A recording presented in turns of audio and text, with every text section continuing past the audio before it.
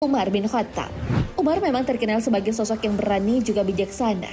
Maka tak hanya orang kafir Quraisy yang takut pada Umar. Setan dari bangsa jin juga memilih kabur apabila bertemu Umar bin Khattab. Dalam sebuah hadis yang diriwayatkan Imam Tirmizi, Rasulullah Shallallahu Alaihi Wasallam pernah bersabda, "Sesungguhnya setan benar-benar takut padamu, wahai Umar. Tatkala aku duduk, budak wanita itu memukul rebana, lalu masuk Abu Bakar, Ali, dan Utsman. Dia masih memukul rebana. Tatkala dirimu yang datang, budak wanita itu melemparkan rebananya." Hadis tersebut menggambarkan bagaimana Umar sangat ditakuti. Bahkan iblis pun sangat takut apabila bertemu dengan Umar bin Khattab. Rasulullah Shallallahu Alaihi Wasallam bersabda, "Wahai Ibnu Khattab, demi Allah yang jiwaku berada dalam genggaman tangannya, sesungguhnya tidaklah setan menemuimu sedang berjalan di suatu jalan, kecuali dia akan mencari jalan yang lain yang tidak engkau lalui." Dalam hadis lain menggambarkan bagaimana setan lari ketika hendak bertemu dengan Umar. Rasulullah Shallallahu Alaihi Wasallam bersabda, "Sungguh, aku melihat setan dari kalangan manusia dan jin lari dari Umar." Hadis riwayat Tirmizi. Penyebab takutnya setan kepada Umar tentu bukan hanya dikarenakan keberaniannya. Umar dikenal memilih iman yang kokoh dan tidak mau terperdaya oleh urusan dunia. Itulah mengapa iblis sangat takut dengan Umar, sosok pemimpin dengan ilmu dan keimanan yang kokoh. Alasan iblis takut pada orang yang berilmu? Iblis memang takut pada Umar bin Khattab.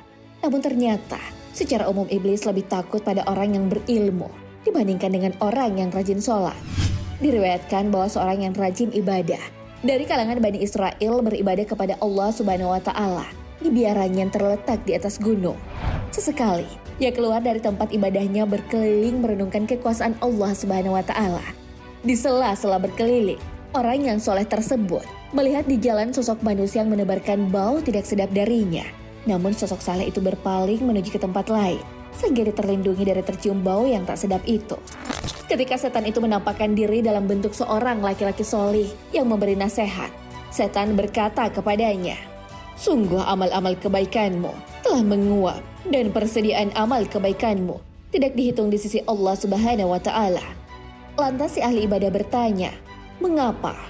Dia menjawab, "Karena engkau enggan mencium bau anak cucu Adam semisal kamu." Ketika wajah si ahli ibadah terlihat sedih, setan pun pura-pura merasa kasihan dan memberinya nasihat. "Jika engkau ingin agar Allah Subhanahu wa Ta'ala mengampuni kesalahanmu, saya akan memberi nasihat kepadamu agar engkau mencari tikus gunung, lalu engkau gantungkan tikus itu di lehermu, seraya beribadah kepada Allah Subhanahu wa Ta'ala sepanjang hidupmu." Itu menampakkan diri dalam bentuk seorang laki-laki solih yang memberi nasihat. Setan berkata kepadanya, "Sungguh amal-amal kebaikanmu telah menguap dan persediaan amal kebaikanmu tidak dihitung di sisi Allah Subhanahu wa Ta'ala." Lantas si ahli ibadah bertanya, "Mengapa?" Dia menjawab, "Karena engkau enggan mencium bau anak cucu Adam semisal kamu." Ketika wajah si ahli ibadah terlihat sedih, setan pun pura-pura merasa kasihan dan memberinya nasihat. "Jika engkau ingin agar Allah Subhanahu wa Ta'ala mengampuni kesalahanmu, saya akan memberi nasihat kepadamu agar engkau mencari tikus gunung, lalu engkau gantungkan tikus itu di lehermu, seraya beribadah kepada Allah Subhanahu wa Ta'ala sepanjang hidupmu." Si ahli ibadah yang bodoh ini pun melaksanakan nasihat setan yang sengaja mencari kesempatan ini. Selanjutnya, ia memburu tikus gunung, lalu terus-menerus beribadah dengan membawa najis dari 60 tahun sampai dia meninggal dunia. Sayangnya, semua ibadahnya pun sia-sia. Dalam riwayat lain, diceritakan bagaimana orang yang berilmu mampu terhindar dari godaan iblis. Diriwayatkan dari Syekh Abdul Qadir Al-Jailani rahimahullah, bahwa pada suatu hari, beliau sedang berjalan di tempat lapang. Tiba-tiba muncul cahaya terang di ufuk. Kemudian dia mendengar suara memanggil, "Wahai Abdul Qadir, saya adalah Rabbmu. Sungguh telah aku halalkan untukmu semua hal-hal yang haram." Lantas Abdul Qadir berkata, "Lenyaplah kau, wahai makhluk terkutuk." Seketika itu, cahaya tersebut berubah menjadi gelap. Tiba-tiba muncul suara mengatakan, "Wahai Abdul Qadir, sungguh engkau telah selamat dariku lantaran pengetahuanmu tentang Rabbmu dan ilmu fikihmu. Sesungguhnya aku telah menyesatkan 70 orang dari kalangan ahli ibadah senior dengan cara seperti ini. Seandainya tidak karena ilmu, pastilah aku dapat menyesatkanmu seperti mereka." Sungguh, dari kisah ini memberikan pelajaran bahwa iblis lebih takut pada orang yang berilmu dibandingkan dengan ahli ibadah. Lalu mengapa iblis lebih takut pada orang yang tidur di masjid dibanding yang sholat?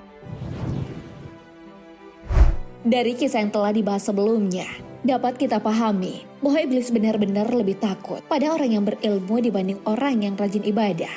Maka tentu kita penasaran, alasan mengapa iblis lebih takut pada orang yang tidur di masjid dibanding orang yang lagi sholat.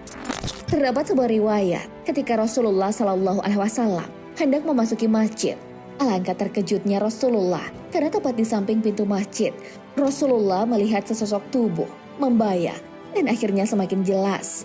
Ternyata ia adalah iblis laknatullah. Ketika Rasulullah Shallallahu Alaihi Wasallam melihat ke dalam masjid, terdapat dua orang di sana. Namun satu orang tengah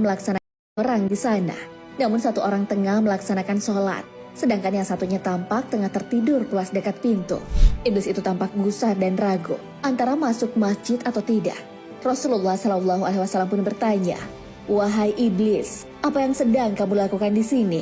Iblis pun menjawab, "Aku hendak masuk masjid dan merusak sholatnya orang itu, tapi aku merasa takut terhadap orang yang sedang tidur itu," kata iblis sambil menunjuk orang yang sedang tidur. Rasulullah Shallallahu Alaihi Wasallam pun semakin keheranan. Lantas Rasulullah bertanya lagi, "Wahai iblis, mengapa engkau takut terhadap orang yang sedang tidur dan tidak takut kepada orang yang tengah sholat dan bermunajat kepada Allah?" Iblis tidak dapat menyembunyikan rahasia di hadapan Rasulullah Shallallahu Alaihi Wasallam. Ia pun dengan gamblang menguraikan alasannya. "Ya Rasulullah, orang yang sedang sholat tersebut adalah orang yang bodoh. Ia tidak tahu syarat hukumnya sholat, tumakninah, dan tidak bisa sholat dengan khusyuk." Iblis melanjutkan perkataannya, "Sedangkan orang yang sedang tidur itu adalah orang yang alim. Maka jika aku merusak sholatnya orang bodoh itu, aku khawatir dia akan membangunkan orang yang sedang tidur itu, kemudian mengajari dan membetulkan sholatnya orang yang bodoh tadi." Iblis menjelaskan dalam ketakutan. Rasulullah Shallallahu Alaihi Wasallam mengangguk-anggukkan kepalanya mendengar keterangan iblis. Beliau semakin sadar bahwa ilmu adalah senjata dan modal bagi umatnya untuk mencapai kesejahteraan dan keselamatan dunia dan akhirat. Rasulullah Shallallahu Alaihi Wasallam pun teringat ia pernah mendapatkan firman dari Allah Subhanahu Wa Taala bahwa ketika Nabi Sulaiman diperintahkan memilih karunia yang disukainya, apakah harta, tahta, atau ilmu, Nabi Sulaiman justru lebih memilih ilmu. Jika Nabi Sulaiman memilih harta, belum tentu tahta dan ilmu didapatnya. Jika ia mengambil tahta, maka harta dan ilmu juga belum tentu dapat diraihnya. Namun dengan memilih ilmu, akhirnya harta dan tahta dimilikinya. Sahabat beriman, begitu pentingnya ilmu dalam kita menjalankan kehidupan agar terhindar dari godaan iblis. Itulah mengapa Islam menganjurkan kita untuk menuntut ilmu setinggi mungkin. Wallahu a'lam bishawab.